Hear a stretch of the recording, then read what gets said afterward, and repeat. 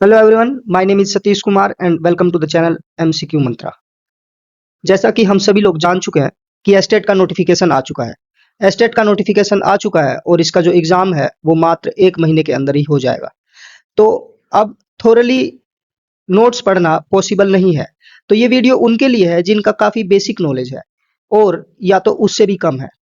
तो मेरी स्ट्रेटजी क्या है कि हम जितने भी एस्टेट हुए हैं प्रीवियस ईयर, जो कि 2023 में हुए हैं और 2024 में भी हुए हैं और 2020 में भी हुए हैं कुछ। तो उन सभी के पार्ट बी को मैं कवर करना चाहता हूँ। पार्ट बी जो है वो 50 मार्क्स का है। तो मेरी स्ट्रेटजी है कि हम PYQ के माध्यम से उन सभी इंपॉर्टेंट टॉपिक्स को कवर कर लें और उन सभी क्वेश्चंस को देख लें जिसमें क्वेश्चंस पूछे गए हैं एस्टेट के द्वारा। इससे क्या होगा, हमारा एक जनरल ओवरव्यू बन जाएगा और हम वो सभी क्वेश्चंस को 50 मार्क्स वाले को अटेम्प्ट कर पाएंगे और कम से कम हम लोग 35 मार्क्स तो हम जरूर गेन कर पाएंगे इस 50 मार्क्स में से। और फिर जो आपका सब्जेक्ट नॉलेज होगा उसके बेस पे आप बड़ी आसानी से क्वालिफाई कर जाएंगे, जो कि जनरल के लिए मात्र 50% है यानी कि 75 मार्क्स। और जो फीमेल्स है, हमारी बिहार की बहनें हैं, उनके लिए तो मात्र सिर्फ 60 मार्क्स है। तो यहाँ से आप अगर 35 मार्क्स ले लेते हैं तो बाकी के मार्क्स लेने आपको आपके सब्जेक्ट से काफी आसान रहेगा। तो आइए पहले हम लोग सिलेबस देख लेते हैं। सिलेबस में हम सभी जानते हैं कि इसमें दो पार्ट होते हैं। पार्ट ए जो है वो आपका सब्जेक्ट स्पेसिफिक होता है। सब्जेक्ट स्पेसिफिक यानी कि आप जिस भी सब्जेक्ट से देना चाहते हैं। फॉर एग्जांपल पेपर 1 में अगर आप सोशल साइंस के हैं तो सोशल साइंस जो है आपके लिए 100 मार्क्स का आएगा। और अगर आप पेपर 2 में जाते हैं, फर्दर कोई भी आपका सब्जेक्ट है, अकाउंटेंसी या फिर हिंदी, हिस्ट्री, ज्योग्राफी जो भी है, वो भी 100 मार्क्स का आएगा। और जो पार्ट बी है वो आपका 50 मार्क्स का आता है। तो मैं इसी पार्ट बी को कवर कर रहा हूँ अपने इस सीरीज में। तो हम पहले एक बार इसका सिलेबस देख लेते हैं। पार्ट बी जो है इसमें दो सेक्शन है, पहला है आर्ट ऑफ टीचिंग और दूसरा है अदर स्किल। पार्ट ए में आर्ट ऑफ टीचिंग जो है वो 30 मार्क्स का आएगा। इसमें टॉपिक है teaching and learning, teaching objectives, और इसमें ब्लूम्स टेक्सोनोमी इंपॉर्टेंट है। आगे है teaching methods, characteristics, merit demerit methods. आगे lesson plan, types of format and various models, micro teaching, effective ecosystem of classroom, textbook, library, evaluation and assessment for learning, curriculum, factors affecting teaching and learning, and the last one teaching ads and hands on learning. तो इन सभी जो topic पे question आए हुए हैं PYQ, हम लोग उनको सोल्व करेंगे और साथ के साथ जो मेजर कॉन्सेप्ट होंगे उनको भी हम डिटेल में सीखते जाएंगे। तो आप बने रहिए। आगे हम लोग देखते हैं कि इसमें अदर जो स्किल्स हैं, इसी का पार्ट बी का जो दूसरा सेक्शन है 20 मार्क्स का, इसमें क्या आएगा, इसमें जनरल नॉलेज रहेगा। इसमें हिस्ट्री, ज्योग्राफी, इकोनॉमिक्स और ये contribution of Bihar in national movement and current affair. उसके बाद एनवायरमेंटल साइंस रहेगा, बेसिक रहता है pollution, solid waste, deforestation, global warming. आगे है जो मैथमेटिक्स, जो है इसमें एरिया, एवरेज, कंपाउंड इंटरेस्ट। हम क्वेश्चंस देखेंगे, काफी बेसिक है, हम सीख जाएंगे उनको। Logical reasoning. और ये जो मैं MCQ बनाऊंगा, जितने भी MCQ होंगे वो सभी बाइलिंगुअल में होंगे, जैसा कि आप यहाँ पर देख पा रहे हैं। चलिए आइए शुरू करते हैं। क्वेश्चन है कि शिक्षण के स्तंभ क्या है, यानी पिलर्स ऑफ टीचिंग। इसमें ऑप्शन है पाठ्यक्रम, अनुदेश यानी कि इंस्ट्रक्शन, और आकलन यानी कि असेसमेंट। करिकुलम वो हुआ जिसमें हम स्कूल की बाउंड्री में बच्चे को पढ़ाते हैं। स्कूल की बाउंड्री में जो भी ज्ञान लेता है बच्चा, वो करिकुलम होता है। इसमें को करिकुलर एक्टिविटी प्लस जो भी सिलेबस है, बुक्स हैं या मोरल जो भी वैल्यूज है, जितना कुछ भी हम सिखाते हैं वो करिकुलम कहलाता है। दूसरा है अनुदेश यानी इंस्ट्रक्शन, यानी कि हम बच्चे को किस तरीके से पढ़ाते हैं। The way we teach the student in our classroom, हमारा तरीका। इंस्ट्रक्शन देना यानी कि बच्चे को लेसन पढ़ाना या उसको लर्निंग करवाना। तीसरा है आकलन। अब बच्चे को पढ़ाया है, उसके बाद उसका आकलन भी होना है, उसका टेस्ट होना है। उसके जो भी है पीरियोडिक टेस्ट या फिर लगातार निरंतर जितनी भी परीक्षाएं होती हैं वो करिकुलम में आती हैं। तो पिलर्स ऑफ टीचिंग में ये तीनों ही इंपॉर्टेंट है, पाठ्यक्रम, अनुदेशन, आकलन, यानी कि ऑप्शन डी जो होगा वो बिल्कुल ठीक है, all of the above. Next question. Question है कि शिक्षण का परिणाम क्या है, outcome of teaching. Outcome of teaching क्या है? इसमें है ऑप्शन में व्यवहार परिवर्तन, आत्मसम्मान, आत्मविश्वास या फिर आत्म मूल्य। तो हमें समझना होगा कि जो टीचिंग है, अगर एक टीचर है वो टीचिंग करवा रहा है तो वो करवाएगा एक स्टूडेंट को। तो यहाँ पे उस बच्चे के लिए लर्निंग होगी। अब स्टूडेंट को जब पढ़ाया तो पढ़ाने के बाद हम ये चेक कैसे करेंगे कि वो बच्चा वो चीज सीख गया। तो यहाँ पे पहले इंस्ट्रक्शन देंगे, बच्चे को पढ़ाएंगे। दूसरा, फिर वो स्टूडेंट मान लीजिए कि सीख जाता है। अब वो सीखा तो कैसे सीखा, उसके लिए असेसमेंट करेंगे, हम लोग चेक करेंगे, टेस्ट करेंगे। तो मान लीजिए ये बच्चा जो है, इसको हम लोग एक पोएम सिखाना चाह रहे हैं। तो अब हमने उसको पोएम सिखा दिया, लेकिन हमें पता कैसे लगेगा कि उसने वो पोएम सीख लिया? तो बच्चे का जब टेस्ट लेंगे, तो वो बच्चा उस पोएम को गाकर या फिर रिसाइट करके सुना देगा। तो इस दोनों, अगर आप सिचुएशन सिचुएशन ए और सिचुएशन बी में कंपैरिजन करेंगे, तो आपको देखने को मिलेगा कि पहले बच्चे का बिहेवियर कुछ और था, बाद में बच्चे का बिहेवियर कुछ और हो गया, यानी कि उसका बिहेवियर चेंज हो गया आपके टीचिंग की वजह से। तो ये असेसमेंट जो है वो बेसिकली बेस्ड है चेंज ऑन बिहेवियर पे। हम लोग असेसमेंट ही ऐसे कर पाते हैं जब उसका हम लोग बिहेवियर देखते हैं। कोई भी मोरल वैल्यू, कोई भी टीचिंग जो है, अगर उसको टेस्ट करना है तो बच्चे के बिहेवियर को नोटिस किया जाएगा कि उसका बिहेवियर चेंज हुआ कि नहीं हुआ। यहाँ पे तो ये जो, इससे हम लोग ये सीख पाए चेंज इन बिहेवियर। तो यहाँ पर जो परिणाम है, द लास्ट आउटकम है, वो होना चाहिए कि बच्चे का जो व्यवहार है वो बदल गया, बिहेवियर चेंज यानी व्यवहार परिवर्तन। नेक्स्ट क्वेश्चन, इसमें क्वेश्चन है कि 5E मॉडल किस पर आधारित है?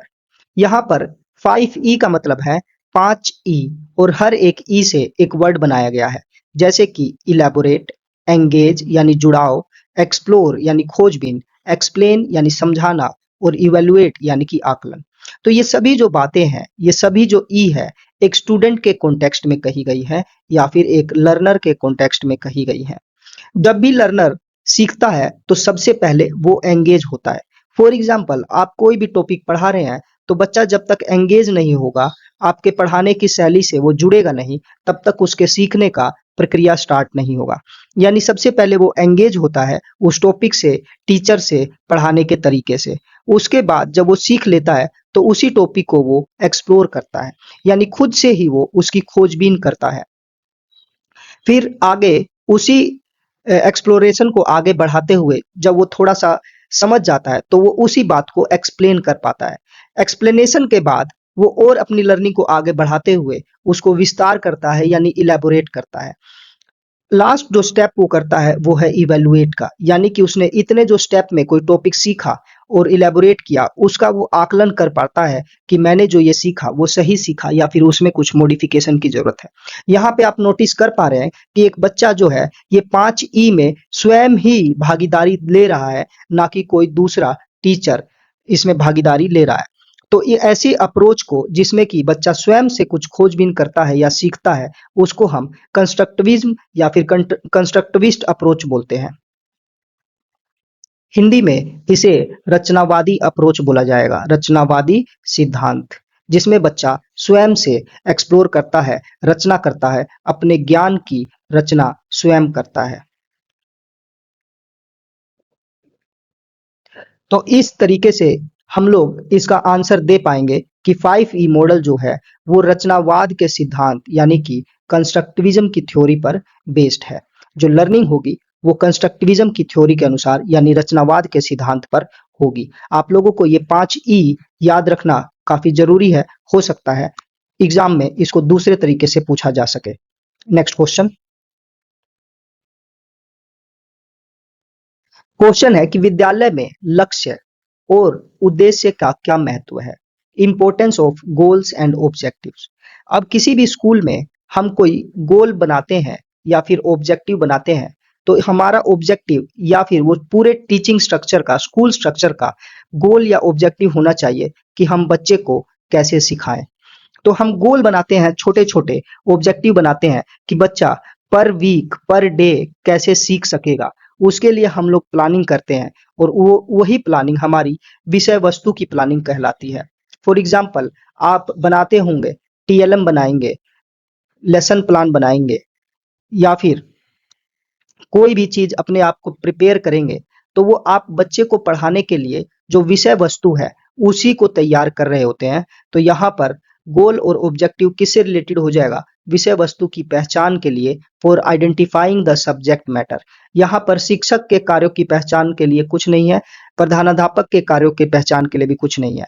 आपको एक और ट्रिक बताता हूँ कि कई सारे ऑप्शन जो होंगे उसमें बात होगी बच्चे की, बात होगी पेरेंट्स की, बात होगी टीचर्स की, तो यहाँ पर बच्चा सबसे इम्पोर्टेंट है और जो भी ऑप्शन बच्चे से रिलेटेड होगा वही करेक्ट होगा मोस्टली। तो इस तरीके से हमने इसका आंसर जान लिया कि विद्यालय में लक्ष्य और उद्देश्य का महत्व जो है विषय वस्तु की पहचान for identifying the subject matter. Next, ये क्वेश्चन है ब्लूम्स टेक्सोनोमी के ऊपर, ब्लूम की व्यवस्था। इसमें जो ये वर्ड यूज किया गया है टेक्सोनोमी, इसका हिंदी में अगर हम मतलब समझे तो होगा वर्गीकरण। ब्लूम्स टेक्सोनोमी में कई तरीके के वर्गीकरण किए गए हैं और ये सभी बच्चे की लर्निंग पर बेस्ड है। लर्निंग एक बहुत ही कॉम्प्लेक्स तरीका है और इसको देख पाना बहुत ही मुश्किल है। इसको सिंप्लीफाई करने के लिए ब्लूम और इनके कुछ टीम ने इसको वर्गीकृत किया गया है। अब एक बच्चा जो है वो जब लर्निंग एक्सपीरियंस लेता है तो उसके 3 डोमेन इफेक्ट होते हैं। वो कौन-कौन से डोमेन है? वो पहला है कॉग्निटिव यानी संज्ञानात्मक, दूसरा अफेक्टिव यानी कि भावात्मक और तीसरा साइकोमोटर यानी कि गति। जो कॉग्निटिव डोमेन है वो दिया गया था बीएस ब्लूम के द्वारा, जिसके बारे में हम डिटेल में पढ़ेंगे और जिसके ऊपर कई सारे क्वेश्चन एस्टेट ने पूछे हैं पहले। और दूसरा जो अफेक्टिव है ये दिया गया था कार्थवेल के द्वारा और तीसरा साइकोमोटर डोमेन जो है वो एजे हरिसन के द्वारा दिया गया था। आपको इनके बस नाम याद रख लेने हैं कि कॉग्निटिव डोमेन किसने दिया, अफेक्टिव कार्थवेल, साइकोमोटर एजे हरिसन। अब ये कॉग्निटिव का अर्थ है संज्ञानात्मक से। जब बच्चा लर्निंग करता है या लर्निंग एक्सपीरियंस गेन करता है तो उसका कॉग्निटिव डोमेन अफेक्ट होना यानी कि वो किस तरीके से सोचता है, थिंक, कैसे ज्ञान को अर्जित करता है। अफेक्टिव का मतलब कैसे उसका भावात्मक चेंज आता है यानी कि वो कैसा फील करता है, कैसा महसूस करता है। साइकोमोटर का मतलब है कि गतिक, कैसे वो अपने बॉडी को मूवमेंट करके सीखता है या फिर उसमें चेंज आता है। ये दिया गया था एजे हरिसन के द्वारा। हम बात करेंगे अभी कॉग्निटिव डोमेन की जो कि दिया गया था बीएस ब्लूम के द्वारा। और इस डोमेन से एज ए टीचर हमें क्या बेनिफिट होता है, हम बच्चे के लिए बेहतर लर्निंग ऑब्जेक्टिव सेट कर पाते हैं। यानी कि हमें यह पता लगता है कि बच्चे की उम्र क्या है और वो बच्चा किस तरीके से चीजों को सीख सकता है। तो ये जो आप ट्रायंगल देख पा रहे हैं, तो ये ट्रायंगल सबसे पहले लेवल 1 पे आता है बच्चे का कॉग्निटिव डोमेन, यानी कि वो बच्चा कैसे एक लेवल से नेक्स्ट लेवल तक वो उसका कॉग्निटिव लेवल बढ़ते जाता है। तो सबसे पहले आता है रिमेंबर यानी कि याद करना। कोई भी कॉन्सेप्ट या टॉपिक बच्चा पहले याद करता है। अगर वो बच्चा उसको डिफाइन कर पा रहा है, उसी के जो हमने बताया उसी को दोबारा दोहरा पाता है, लिस्ट कर पाता है, याद कर पाता है, रिपीट कर पाता है, तो वो कौन से लेवल पे है? लेवल 1 पे। एग्जाम्पल के रूप में अगर हम बच्चे को बताते हैं कि भारत की जो राजधानी है वो दिल्ली है और वो बच्चा उसे बता पाता है, तो वो कौन से लेवल पे है? वो पहले लेवल पे है, यानी वो याद करके दोहरा पाता है। दूसरा है अंडरस्टैंड यानी समझ।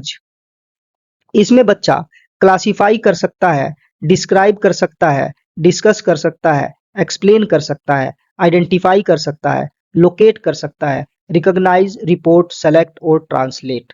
इस प्रकार के भी प्रश्न हमारे पास आते हैं।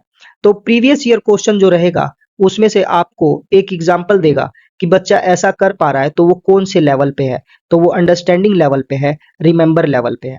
फिर आगे नेक्स्ट लेवल पर जब चलते हैं तो वो सीखे हुए ज्ञान को अब अगर अप्लाई कर पा रहा है तो वो लेवल 3 पर है। इसके लिए वर्ड है execute, implement, solve, use, interpret, demonstrate, operate, schedule या फिर स्केच। इससे हायर लेवल जो आएगा वो है एनालाइज, यानी कि बच्चा अब डिफरेंट डिफरेंस बता पाता है। दो मतलब ये क्वेश्चन रिलेटेड है जैसे कि अंतर बताइए, difference between non living organism and living organism, ये जो क्वेश्चन होगा वो एनालाइज लेवल पे आएगा। रिलेट, दोनों में संबंध स्थापित कीजिए, कंपेयर कीजिए, तुलना कीजिए, contrast, distinguish, examine, experiment, question. फिर जो नेक्स्ट लेवल आएगा वो आएगा इवेलुएट, आप हिस्ट्री की बुक में देखते होंगे अधिकतर क्वेश्चन जो है बाद में इवेलुएट करके आते हैं। तो ये जो हायर लेवल बच्चे की है वो डेवलप करना चाहता है किताब, इसीलिए मोस्टली इवेलुएट आता है, एनालाइज आता है और मैथ्स में अप्लाई आता है। तो ये इवैल्यूएशन लेवल पे वो अप्रेज कर पाएगा, आर्ग्यू कर पाएगा, डिफेंड, जज, सेलेक्ट, सपोर्ट, वैल्यू, क्रिटिक, वे। आगे जो है जो लास्ट लेवल आता है वो सबसे हाई लेवल है, वो है क्रिएट।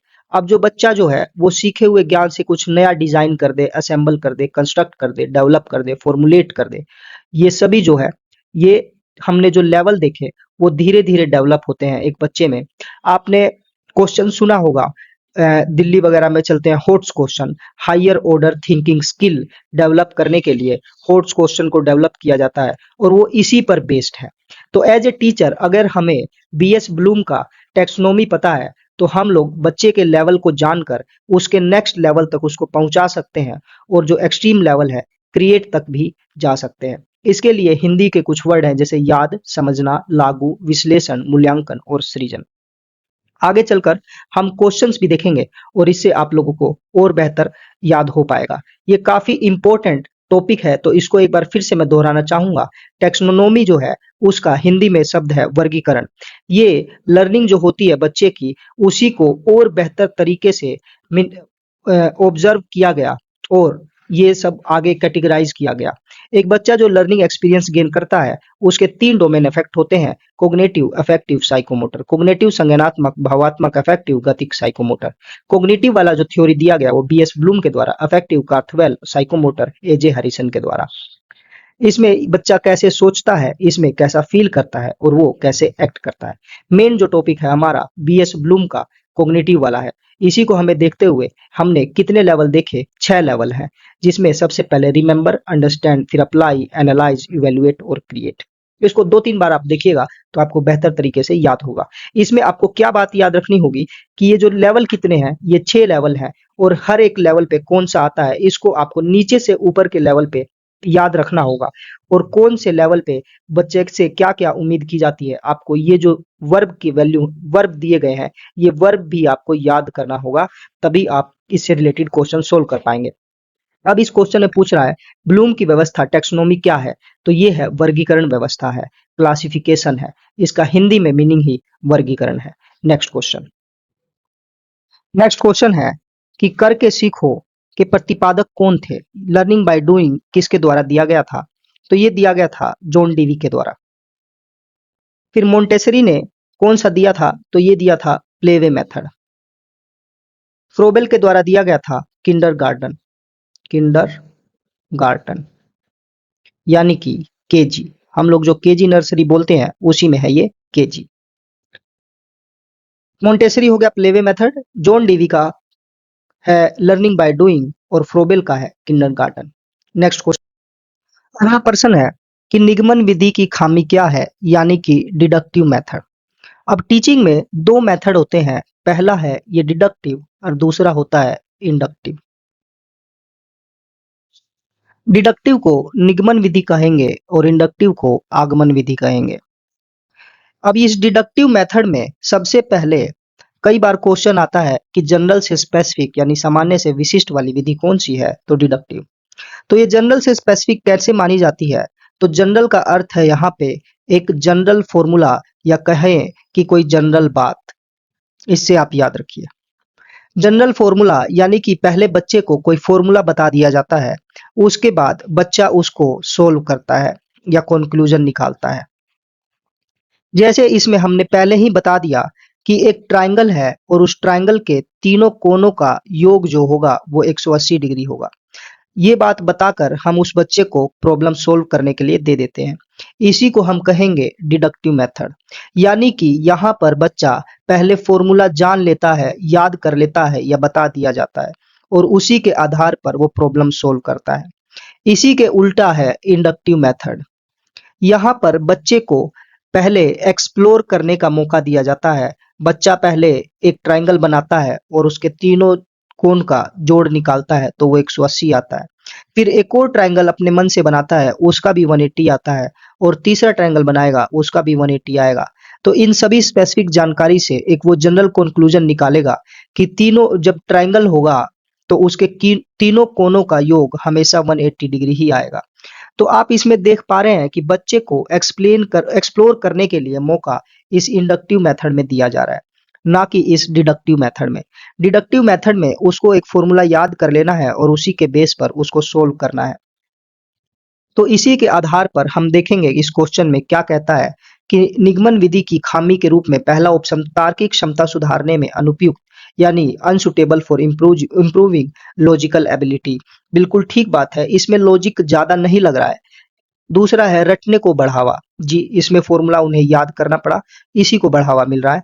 भूलने की प्रवृत्ति, जब रटेंगे तो भूलेंगे भी, तो ये उपर्युक्त सभी all of the above inductive deductive method में हो जाएगा। तो हमने देखा दो टाइप का टीचिंग मेथड, पहला डिडक्टिव, दूसरा इंडक्टिव। दोनों में हमने डिफरेंस भी जान लिया और दोनों में क्या अंतर है और इसकी क्या खामी है ये भी हम समझ गए हैं। नेक्स्ट क्वेश्चन है कि असाइनमेंट मेथड एक इंपॉर्टेंट स्टेज है कहाँ पे? तो ये डगलस का है। डगलस के अनुसार कार्यभार विधि महत्वपूर्ण चरण है शिक्षण अधिगम प्रक्रिया में। नेक्स्ट क्वेश्चन है पाठ योजना प्रक्रिया यानी लेसन प्लान एक प्रोसेस है। अध्ययन अध्याय नियोजन की planning of chapters, planning of subject activities और प्लानिंग ऑफ टीचिंग स्ट्रेटजीज। तो हम जब लेसन प्लान बनाते हैं तो उसमें कौन सा चैप्टर पढ़ाना है इसका भी ध्यान रखते हैं। बच्चों से कौन से टॉपिक पे कौन सी एक्टिविटीज करानी है वो ये भी ध्यान रखते हैं और पढ़ाने का हमारा तरीका कैसा रहेगा ये भी देखा जाता है। तो इसका उत्तर हो जाएगा उपर्युक्त सभी, all of the above. Next question है पूछता है हर्बर्ट अधिगम में एक चरण है, वन स्टेज इन हर्बर्ट्स अप्रोच। हर्बर्ट के अप्रोच में इनमें से कौन सा एक वो स्टेज है? तो हर्बर्ट ने 5 स्टेज दिए थे। जब हम बच्चे को क्लास में पढ़ाने के लिए जाते हैं तो उससे पहले और उसके दौरान 5 स्टेजेस उन्होंने बताए। पहला था प्रिपरेशन या फिर तैयारी, इसमें हम अपना तैयारी करते हैं क्लास में जाने से पहले। दूसरा है प्रेजेंटेशन, हम जो तैयारी करते हैं उसके आधार पर हम प्रस्तुति करते हैं अपने लेसन प्लान की। उसके बाद आता है एसोसिएशन, बच्चा जो है यहाँ पे हम प्रेजेंट करते हैं अपने बच्चे के लिए तो वो अपने पूर्व ज्ञान से नए ज्ञान को जोड़ता है। यहाँ पर एसोसिएशन आता है जब वो ज्ञान को अर्जित कर लेता है और उससे वो संबंध स्थापित करता है अपने पूर्व ज्ञान से। चौथा आता है जनरलाइजेशन, इसमें बच्चा नए प्रिंसिपल और कॉन्सेप्ट को सीखता है। और सबसे लास्ट स्टेप है वो है एप्लीकेशन, सीखे हुए ज्ञान का वो अपने प्रयोग कर पाता है। तो इस 5 स्टेज के अनुसार इसमें से कौन सा स्टेज है? तो वो है संबंध। आपको ये हर्बर्ट के 5 स्टेज ऑफ लर्निंग को याद करना होगा।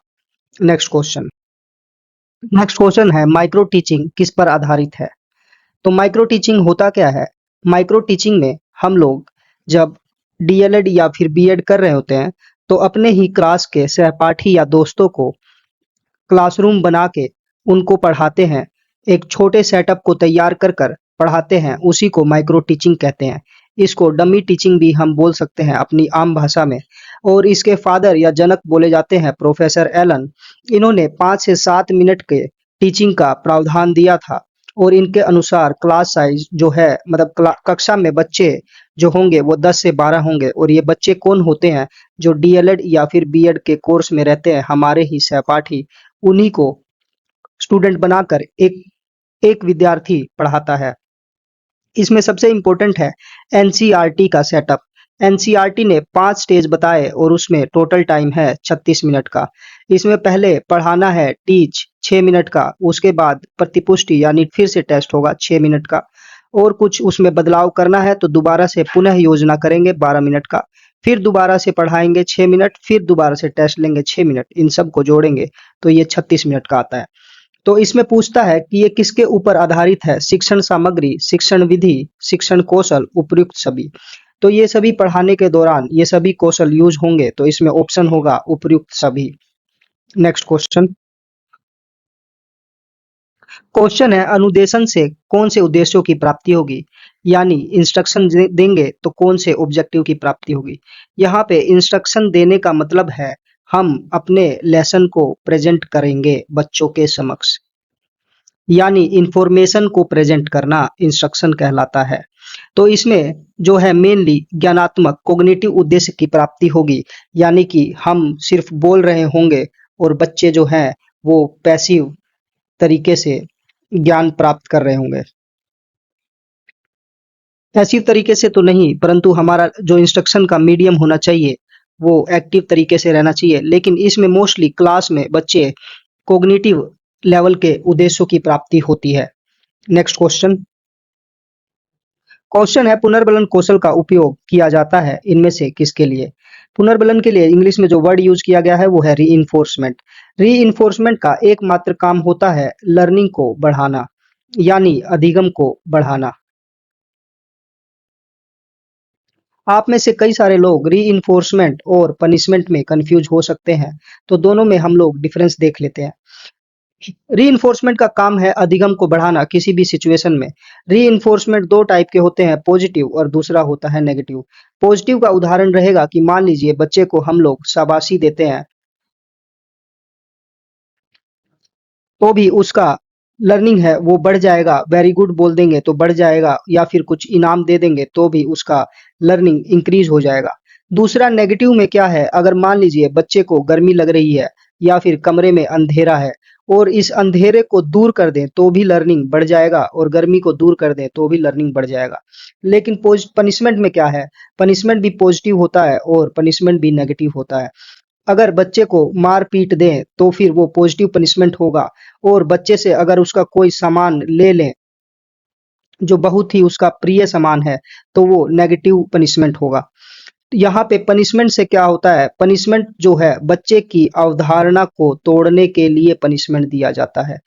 पनिशमेंट का एक काम है बच्चे की गलत अवधारणा, अगर बच्चे ने गलत अवधारणा बना ली है तो उसको तोड़ने के लिए पनिशमेंट दिया जाता है। और रीइंफोर्समेंट का काम है सिर्फ और सिर्फ अधिगम या फिर लर्निंग को बढ़ाना, किसी भी केस में पॉजिटिव हो या फिर नेगेटिव हो। तो इसमें प्रश्न पूछता है इनमें से किसके लिए यूज किया जाता है? छात्रों के प्रोत्साहन हेतु, यस। अधिगम को रुचिकर बनाने के लिए, हाँ जी बिल्कुल यस। तो दोनों ही ऑप्शन बिल्कुल ठीक है, तो आंसर ए और बी दोनों हो जाएंगे। Next question. प्रश्न है कि क्लासरूम का इकोसिस्टम यानी पारिस्थितिकी तंत्र किस पर आधारित होना चाहिए? कृत्रिम, तकनीकी या फिर प्राकृतिक? तो यह प्राकृतिक होना चाहिए। Next question. नेक्स्ट क्वेश्चन है कक्षा के भौतिक वातावरण को बढ़ाने में भूमिका होती है। Who plays a role in improving the physical environment of the classroom? तो क्लासरूम से रिलेशन है बच्चों का। तो मैंने पहले ही कहा था कि कोई भी अगर क्वेश्चन आता है और उसमें अगर छात्र दिए हैं और दो तीन ऑप्शन है तो उसमें छात्र ही होगा, मेन इंपॉर्टेंट छात्र है और छात्र से ही एनवायरनमेंट बनता है क्लास का। तो इसका सही आंसर होगा छात्र यानी students. Next question. Next question है पाठ्यपुस्तक का महत्व है, importance of text book is. छात्रों की बाहरी दुनिया से परिचित कराने में, यस। बाहरी दुनिया का ज्ञान प्राप्त करने में, प्रदान करने में, बिल्कुल। पढ़ने लिखने और बोलने के कौशल में सुधार हेतु, ये भी बिल्कुल ठीक है, तो आंसर डी उपयुक्त सभी हो जाएगा। Next question. क्वेश्चन है पुस्तकालय मुख्य भूमिका निभाता है, लाइब्रेरी मेजर रोल अदा करता है व्यक्तित्व विकास में, शैक्षिक विकास में, या दोनों में? तो यहाँ पे इसका उपयुक्त उत्तर होगा शैक्षिक विकास में, क्योंकि पर्सनैलिटी जो है वो बहुत बड़ा डोमेन है, वो मात्र पुस्तकालय से डेवलप नहीं होता है। और जो पर्सनैलिटी है ये परमानेंट ट्रेट रहता है, जो कि इसमें कई सारे फैक्टर आते हैं, उसमें पुस्तकालय अहम भूमिका नहीं निभाता। तो इसका उत्तर होगा शैक्षिक विकास। Next question. क्वेश्चन है इनमें से कौन टीचर की क्वालिटी नहीं है? टीचर पेशेंस रखता है, यस। पोलाइट होता है, यस। टोलरेट यानी सहनशील भी होता है, लेकिन अंधविश्वासी भी होता है, ऐसा बिल्कुल नहीं है। तो उत्तर डी जो है अंधविश्वासी, ये बिल्कुल ठीक आंसर है। Next question. क्वेश्चन है एक अच्छे शिक्षक के लिए क्या आवश्यक है? What is essential for a good teacher? शिक्षण के प्रति प्रतिबद्धता, यस। अपने संगठन के प्रति वफादारी, तो यहाँ पे बात संगठन की गई है, तो टीचर का काम ये बिल्कुल नहीं है कि वो संगठन बनाए, पॉलिटिक्स बाजी करे और ये सब काम करे, इससे टीचर को हमेशा दूर रहना चाहिए। तो ऑप्शन ए जो है बिल्कुल ठीक होगा, शिक्षण के प्रति प्रतिबद्धता। Next question. क्वेश्चन है, एक शिक्षक द्वारा छात्रों के 21वीं सदी के कौशल को विकसित करने के लिए निम्नलिखित में से किसका विकास किया जाना चाहिए? 21 सेंचुरी के जो स्किल हैं उनको डेवलप करने के लिए बच्चों में टीचर को कौन से स्किल डेवलप करने चाहिए? तो पहला रचनात्मक, यस, बच्चों में क्रिएटिविटी होनी चाहिए। आलोचनात्मक सोच, क्रिटिकल थिंकिंग भी बच्चों में होनी चाहिए। तो ऑप्शन ए और बी दोनों बिल्कुल ठीक है। Next question. नेक्स्ट क्वेश्चन है, उपलब्धि परीक्षण यानी अचीवमेंट टेस्ट इनमें से किस प्रकार का है? अचीवमेंट टेस्ट और कुछ नहीं, ये क्लास टेस्ट होता है, जो क्लास में टेस्ट लिया जाता है उसी को हम लोग अचीवमेंट टेस्ट कहते हैं। तो ये स्टैंडर्डाइज टेस्ट है? नहीं, ये स्टैंडर्डाइज नहीं है, क्योंकि हर टीचर अपने हिसाब से क्लास टेस्ट बनाता है, इसका कोई स्टैंडर्डाइज वर्जन नहीं होता है। दूसरा, मनोवैज्ञानिक परीक्षण, नहीं, ये मनोवैज्ञानिक परीक्षण नहीं है। तीसरा, शिक्षक निर्मित परीक्षण, यस, ये शिक्षक निर्मित परीक्षण है, तो इसका सही उत्तर हो जाएगा शिक्षक निर्मित परीक्षण। Next question. नेक्स्ट क्वेश्चन है, इकाई परीक्षा यानी यूनिट टेस्ट जो होता है वो किस प्रकार का है? फॉर्मेटिव या फिर समेटिव? यहाँ पर दो ऑप्शन बहुत ही इंपॉर्टेंट है, पहला फॉर्मेटिव और दूसरा समेटिव। असेसमेंट जो है दो प्रकार का होता है, पहला फॉर्मेटिव और दूसरा समेटिव।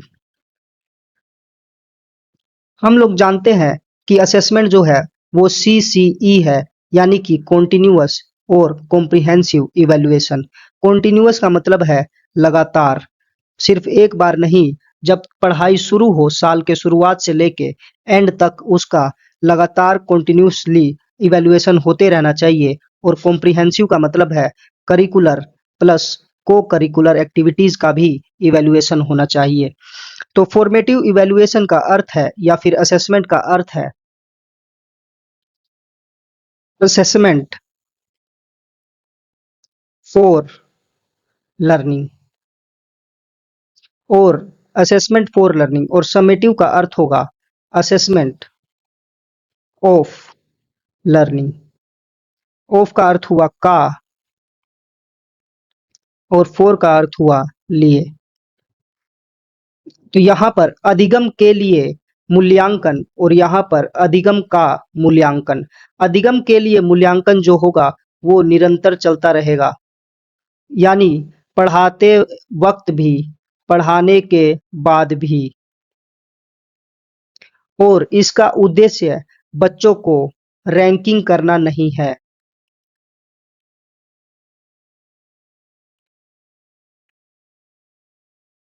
या फिर पास फेल करना नहीं है, परंतु असेसमेंट ऑफ लर्निंग यानी अधिगम का आकलन बच्चों को पास फेल करने के लिए किया जाता है। और ये समेटिव साल के अंत में लिया जाता है, जैसे कि फाइनल एग्जाम्स। तो इसी में पूछता है इकाई टेस्ट जो है वो किस प्रकार का है? इकाई टेस्ट जो है ये निर्माणात्मक फॉर्मेटिव असेसमेंट है। इसमें पहले हम पढ़ाते हैं, उसके बाद टेस्ट लेते हैं, फिर उससे पता लगता है कि जो हम पढ़ा रहे हैं वो तरीका सही है कि नहीं है, और बच्चे जो हैं सीख पा रहे हैं कि नहीं सीख पा रहे हैं। शायद आपको समझ में आया होगा। Next question. यहाँ पर निर्धारण मापनी यानी मेजरिंग इंस्ट्रूमेंट क्या है? मेजरिंग इंस्ट्रूमेंट जो है इसका मतलब है आप किसी को टेस्ट ले रहे हैं या फिर नंबर दे रहे हैं। जैसे कि मान लीजिए किसी को 9 नंबर मिले 10 में से, आप ये बता सकते हैं। तो ये जो है क्वांटिटेटिव, मात्रात्मक, यानी मात्रा में आपने उसको बता दिया। तो ऐसी संख्या या ऐसा असेसमेंट का तरीका जिसमें आप मात्रा से बता दे रहे हैं, तो वो एक क्वांटिटेटिव यानी मात्रात्मक तकनीक है। गुणात्मक दूसरे प्रकार का है, जिसमें ऑब्जर्वेशन किया जाता है, उसके गुण को बताया जाता है, उसको मापा नहीं जा सकता, ये क्वालिटेटिव होता है। तो निर्धारण मापनी यानी मेजरमेंट मात्रात्मक तकनीक है, मेजरमेंट मात्रा, इससे याद रखिएगा। Next question. को करिकुलर एरिया यानी सहगामी क्षेत्र किससे संबंधित है? को करिकुलर एरिया वो होता है जिसमें बच्चा पढ़ाई लिखाई के अलावा दूसरी चीजें देखता है, सीखता है, जैसे कि डांस, ड्रामा, एक्टिंग और खेल कूद। तो इन सब में इंटरेस्ट डेवलप होता है, तभी बच्चा इसमें आगे आता है। तो ये रुचि विकास के लिए को करिकुलर एरियाज रहते हैं। नेक्स्ट क्वेश्चन, पाठ्यचर्या किसकी संस्कृति को दर्शाता है? पाठ्यचर्या और कुछ नहीं, समाज यानी कि सोसाइटी की संस्कृति को दर्शाता है। नेक्स्ट क्वेश्चन, अवधारणा निर्माण की प्रक्रिया में कौन सा तत्व शामिल नहीं है? अनुभव, अनुभव से भी हम अवधारणा का निर्माण करते हैं। सामान्यीकरण यानी जनरलाइजेशन, इससे भी अवधारणा का निर्माण होता है। विश्लेषण, विश्लेषण से भी होता है। मूर्त, मूर्त से नहीं हो पाएगा। तो उत्तर जो है डी हो जाएगा, यहाँ उत्तर डी है। जनरलाइजेशन का मतलब, मान लीजिए किसी बच्चे ने कोई कॉन्सेप्ट सीखा और जैसे हमने सिखाया कि ये लाल कलर का जो फल है इसको सेब कहते हैं। अब बच्चा जब घर पर जाएगा और वो अपने फ्रिज में इस सेब को रखा हुआ देखेगा और इसको पहचान लेगा कि ये सेब है, तो इसी को कहेंगे जनरलाइजेशन। यानी सीखे हुए ज्ञान को कहीं और अप्लाई कर दे तो उसको जनरलाइजेशन कहा जाएगा। तो इस क्वेश्चन में उत्तर होगा मूर्त यानी कॉन्क्रीट। नेक्स्ट क्वेश्चन, सीखने का पठार है, प्लेट्यू इन लर्निंग क्या है? बच्चा जब सीखता है तो इस तरीके से अगर ग्राफ बनाया जाए तो ऐसे सीखता जाता है और एक लेवल के बाद वो सीखना उसका रुक जाता है, इस लेवल से ऊपर नहीं बढ़ता है और फिर धीरे धीरे डिक्लाइन होता है समय के साथ। क्योंकि सीखने में समय बहुत लग जाता है तो वो भूलना शुरू करता है और यहाँ से उसका डिक्लाइन लर्निंग यानी अधिगम का होता है। तो एक लेवल के बाद सीख नहीं पाना ही अधिगम का पठार कहलाता है। पठार एक समतल भूमि होती है जो जमीन से ऊपर होती है, उसी से आप समझ सकते हैं अधिगम का पठार। तो अधिगम का पठार क्या है? अधिगम में कमी, अधिगम में बाधा, अधिगम में उन्नति नहीं। तो उत्तर इसका होगा अधिगम में उन्नति नहीं। नेक्स्ट क्वेश्चन, नेक्स्ट क्वेश्चन है which of the following is not a stage of teaching learning process? Teaching learning process में कौन सा स्टेज नहीं है? कुछ नया करने को सीखना, क्रियात्मक अवस्थाएं, प्रवाह या फिर एक्विजिशन। इस क्वेश्चन में काफी अलग अलग तरीके के ऑप्शन यूज किए गए हैं तो इसका कोई सटीक आंसर नहीं बन पा रहा है, लेकिन ऐसे एस्टेट वालों ने जो इसका सही उत्तर दिया है वो है अभिग्रहण। नेक्स्ट क्वेश्चन है, रेडियो एक प्रकार की शिक्षण सामग्री है। शिक्षण सामग्री मोस्टली हम लोग तीन टाइप की देख सकते हैं। एक है विजुअल, विजुअल का मतलब देखने वाले, जिसको देखकर सीखा जाए। ऑडियल, ऑडियो यानी सुना जा सके जिसको। ऑडियो विजुअल, जिसे देखा भी जा सके और सुना भी जा सके, जैसे कि टीवी। और ये होगा रेडियो, और यहाँ पर होगा कोई भी चार्ट पेपर, बोर्ड। तो रेडियो किस प्रकार का होगा? तो रेडियो जो है ऑडियो प्रकार का शिक्षण सामग्री है। बहुत इजी था ये। नेक्स्ट क्वेश्चन है, अच्छी पाठ्य पुस्तक इनमें से किस प्रकार की है? तो श्रव्य सामग्री है, क्या पाठ्य पुस्तक को सुना जा सकता है? नहीं। श्रव्य दृश्य सामग्री, क्या सुना जा सकता है और देखा जा सकता है? नहीं। दृश्य सामग्री, जी दृश्य सामग्री है अच्छी पाठ्य पुस्तक। नेक्स्ट क्वेश्चन, रोहिलखंड में 1857 के विद्रोह का सेनापति कौन था? तो इसका सही उत्तर है अहमदुल्ला, अहमदुल्ला। क्वेश्चन है, डोडा बेटा चोटी निम्नलिखित में से किस पहाड़ी श्रृंखला में है? तो ये नीलगिरी पहाड़ी श्रृंखला में है। नेक्स्ट क्वेश्चन, निर्यात आय में कृषि का योगदान क्या है? निर्यात आय में कृषि का योगदान लगभग 10% है। नेक्स्ट क्वेश्चन, कुंवर सिंह ने अपना अंतिम युद्ध किस अंग्रेज कप्तान के विरुद्ध लड़ा था? तो इसका सही उत्तर होगा महान, सही उत्तर है महान। क्वेश्चन है, बंधन एक्सप्रेस और मैत्री एक्सप्रेस दोनों ही न्यूज में थी, तो ये किसके बीच में चलती हैं? ये दोनों चलेंगी बांग्लादेश के बीच में। नेक्स्ट क्वेश्चन, डीडीटी और एल्यूमिनियम के डिब्बे किसका उदाहरण है? डीडीटी और एल्यूमिनियम के डिब्बे नॉन बायोडिग्रेडेबल यानी गैर बायोडिग्रेडेबल प्रदूषक है। क्वेश्चन है, प्लास्टिक कचरे के लिए निम्नलिखित में से कौन सा कथन गलत है? इसका उपयोग खाद बनाने के लिए किया जाता है, यह अधिक समय तक रहता है, ये बिल्कुल ठीक है। जलने पर जहरीले धुएं का उत्पादन होता है, ये भी ठीक है। लेकिन प्लास्टिक के कचरे से खाद नहीं बनाया जा सकता, ये बिल्कुल गलत है। तो सही उत्तर हो जाएगा ए। नेक्स्ट क्वेश्चन, वनों की कटाई का सबसे बड़ा चालक क्या है? कृषि, जंगल की आग, ज्वालामुखी गतिविधियां या फिर मृदा अपरदन। वनों की कटाई सबसे ज्यादा कृषि के द्वारा होता है, क्योंकि पहले बहुत ज्यादा हमारे पास जंगल थे, लेकिन पॉपुलेशन बढ़ने के साथ साथ हमें खाने पीने की भी चीजें, जो फसल उगाने लगे हम लोग, और फसल कैसे उगाई जाती है, तो सबसे पहले जंगलों को साफ किया जाता है और फिर कृषि उगाई जाती है। नेक्स्ट क्वेश्चन, ग्लोबल वार्मिंग से इनमें से किसका टेम्परेचर बढ़ा? अधिकतम तापमान, न्यूनतम तापमान या औसत तापमान या फिर टेम्परेचर। तो इसमें हमारा जो औसत तापमान है ये बढ़ चुका है लगभग 2 से 3% तक, 2 से 3 डिग्री तक। नेक्स्ट क्वेश्चन, क्वेश्चन है काला हिरण यानी ब्लैक बक इनमें से किस कैटेगरी का जानवर है? एक्सटिंक्ट हो चुका है, नहीं, सलमान खान ने मारा था। दुर्लभ प्रजाति है, रेयर, नहीं। एंडेमिक स्थानीय प्रजाति है या फिर एंडेंजर्ड स्पीस है? यस, एंडेंजर्ड स्पीस है, इसीलिए इसके ऊपर कानून लगाया गया है, जिसकी वजह से सलमान खान को जेल हुआ था। नेक्स्ट क्वेश्चन, मैथ्स का क्वेश्चन है, इसको आप लोग बड़ी आसानी से सोल्व कर पाइएगा। इसका सही उत्तर है 66 वर्ष। नेक्स्ट क्वेश्चन, ये भी कंपाउंड इंटरेस्ट का क्वेश्चन है और इसका सही उत्तर है 17,640। नेक्स्ट क्वेश्चन मैथ्स का ही है, इसका सही उत्तर है 0.0063। ये नेक्स्ट क्वेश्चन, दो संख्याओं का HCF of two number 8 and their LCM is 144, one number is 16। तो इसका फॉर्मूला है बहुत ही आसान सा, HCF into LCM is equal to number A into number B।